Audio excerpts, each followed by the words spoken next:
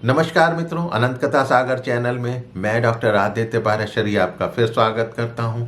महाभारत कथाओं की श्रृंखला को आगे बढ़ाते हुए भीष्म पर्व में महाभारत युद्ध का हाल सुनाया जा रहा है।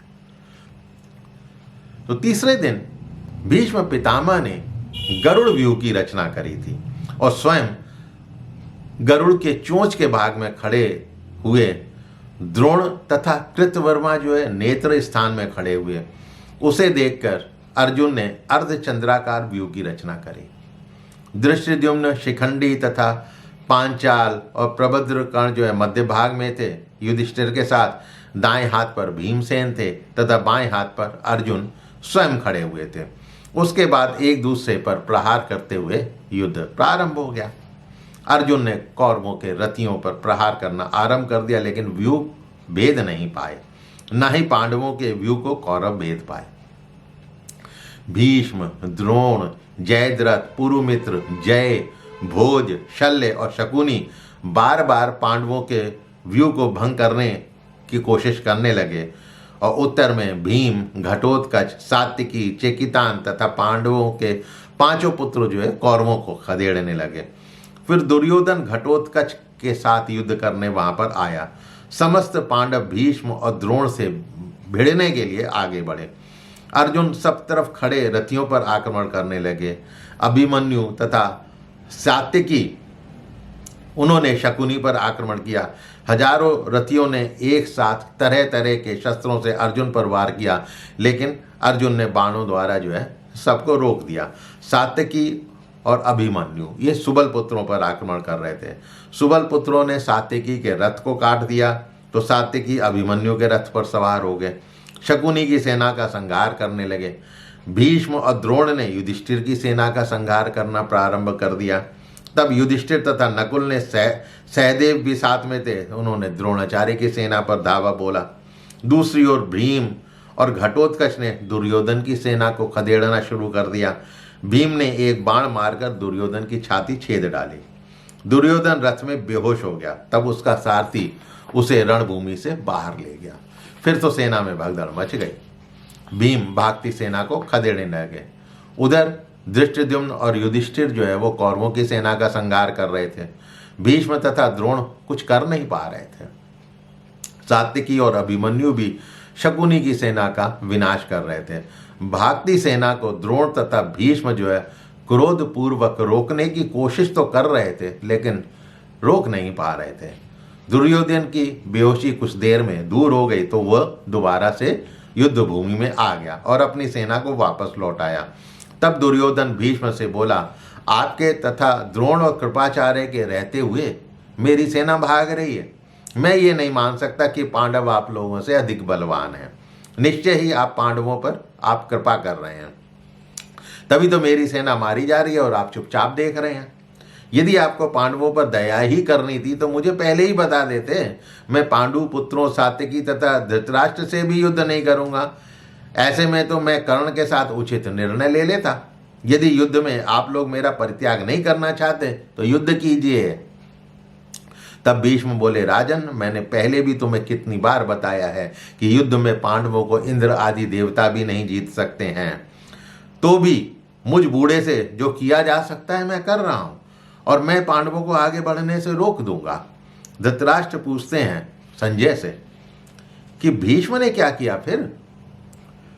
तो संजय बोले, जब सूर्य पश्चिम की तरफ जाने लगे और पांडव जीत की खुशी मनाने लगे, तभी भीष्म ने बड़े वेग से पांडवों की सेना पर आक्रमण किया और हजारों सिर कटने लगे। पांडवों और कौरवों में बड़ा भयंकर युद्ध शुरू हो गया। जो भी भीष्म के सामने आता वो धरती पर लौटने लगता। भीष्म के बाणों से पांडवों की सेना कांपने लगी। तब कृष्ण अर्जुन से बोले, यदि तुम मोह से ग्रसित नहीं हो तो पूरी ताकत से युद्ध करो। अर्जुन, तुम्हारी सेना इधर उधर भाग रही है। तब अर्जुन बोले, आप रथ को भीष्म की तरफ ले चलें और सेना में प्रवेश करें।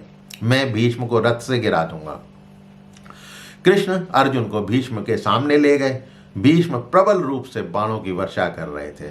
अर्जुन के रथ के घोड़े बाणों से बिंधे हुए थे। तब अर्जुन ने 3 बाणों से भीष्म के धनुष को काट दिया। भीष्म के द्वारा दूसरा धनुष उठाने पर अर्जुन ने उसे भी काट दिया। भीष्म बोले, अर्जुन तुम्हारी इस फुर्ती से मैं बहुत प्रसन्न हूँ। ये तुम ही कर सकते हो, आओ मुझसे युद्ध करो। फिर भीष्म ने एक और धनुष लेकर अर्जुन के शरीर पर बाणों से आघात किए। भीष्म ने सैकड़ों बाणों से रथ को चारों दिशाओं से रोक दिया, यहाँ तक कि बाणों से कृष्ण को भी पीड़ित कर दिया। कृष्ण को लगा कि अर्जुन कोमलता पूर्वक युद्ध कर रहा है, वो उतने जोश से युद्ध नहीं कर रहा है। युधिष्ठिर की सेना भागने लगी है, मैं स्वयं ही भीष्म का वध कर डालता हूं। अर्जुन अपने कर्तव्य को नहीं समझ पा रहा है। उधर अन्य योद्धाओं ने भी अर्जुन को घेरना शुरू कर दिया था। तब कृष्ण बोले, मैं अपना भयंकर चक्र लेकर भीष्म के प्राण अभी हर लूंगा, द्रोण का भी वध कर दूंगा। सुदर्शन चक्र का स्मरण करते ही वो कृष्ण के हाथों में प्रकट हो गया और कृष्ण घोड़ों के लगाम को छोड़कर भीष्म की तरफ दौड़े। उन्हें इस रूप में देखकर सभी हाहाकार करने लगे। भीष्म उन्हें देखकर बोले, आइए हाथ में चक्र लिए माधव, सबको शरण देने वाले लोकनाथ, युद्ध भूमि में बलपूर्वक मुझे रथ से गिराकर मार डालिए। आज यदि आपके हाथों मारा गया तो इस लोक क्या परलोक में भी मेरा कल्याण होगा, मेरा गौरव बढ़ जाएगा, मुझे मुक्ति मिल जाएगी। अब श्री कृष्ण को इस तरह आगे बढ़ता देखकर अर्जुन ने बड़ी उतावली में रथ से उतरकर कृष्ण की दोनों बाहें पकड़ ली। फिर भी वो नहीं रुके, अर्जुन के लिए हुए ही आगे बढ़ने लगे। तब अर्जुन ने उनके चरणों को पकड़ लिया। केशव, अपना क्रोध रोकें, आप ही पांडवों के परम आश्रय हैं। अब मैं अपनी प्रतिज्ञा के अनुसार कर्तव्य का पालन करूंगा। मैं शपथ खाकर कहता हूं कि समस्त कौरवों का नाश कर डालूंगा। तब कृष्ण जो है प्रसन्न होकर रथ पर जा पहुंचे। अब तो अर्जुन अपना गांडीव लेकर साक्षात यमराज काल बन चुके थे। चारों तरफ रक्त तथा मांस की नदी बह रही थी। अर्जुन ने महेंद्रास्त्र को प्रकट किया और आग के समान प्रज्वलित बाणों के आक्रमण से पूरी कौरव सेना को रोक दिया। पूरी सेना छिन्न भिन्न हो चुकी थी।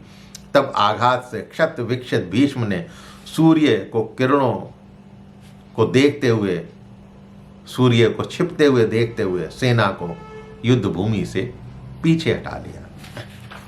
तो तीसरे दिन के युद्ध में भीष्म के पराक्रम ने कृष्ण को भी सुदर्शन चक्र उठाने को मजबूर कर दिया था। तो तीसरे दिन का युद्ध का हाल समाप्त हुआ। चौथे दिन के युद्ध के हाल के लिए अगले एपिसोड का इंतजार कीजिए। हाँ, मेरे चैनल को सब्सक्राइब करना मत भूलिएगा और अपने इष्ट मित्रों से इसको शेयर अवश्य कीजिएगा।